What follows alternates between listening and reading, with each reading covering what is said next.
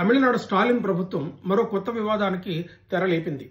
Rupee symbol బదులుగా బడ్జెట్లో తమిళ రూ అనే అక్షరాన్ని పెట్టి కొత్త వివాదానికి దారితీసింది. రూపీ సింబల్ అన్నది నేషనల్ సింబల్.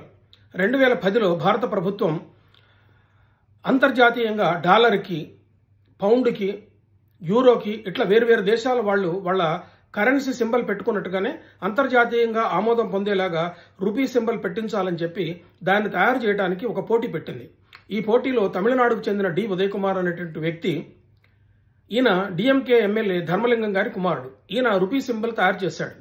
దీంట్లో ఉన్నటువంటి ప్రత్యేకత ఏంటంటే హిందీ లిపిలో ఉన్నటువంటి రూ అనే అక్షరం రా అనే అక్షరం లాగా, ఇంకో వైపు చూస్తే ఇంగ్లీష్లో ఆర్ అనే అక్షరంలో నుంచి సగం తీసుకున్నట్టుగా మనకి ఒక శ్లేష రూపంలో కనిపిస్తుంది. ఈ సింబల్ ఇది అంతర్జాతీయంగా ఆమోదం పొందింది, భారత కరెన్సీకి చిహ్నంగా ఉంది. దీన్ని తొలగించాలనుకోవడం చాలా పొరపాటు. డిఎంకే ప్రభుత్వము కేంద్ర ప్రభుత్వం మీద నిరసన తెలియజేయాలని అనుకుంటాం, తెలియజేయచ్చు, దానికి వేరు మార్గాలు ఉన్నాయి. కానీ ఇది పద్ధతి కాదు.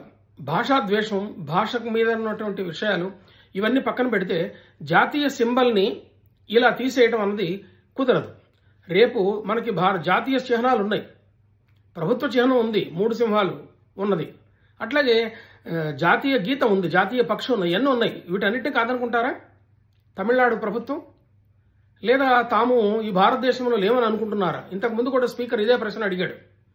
తమిళం వారు సంయమనం పాటించాలి.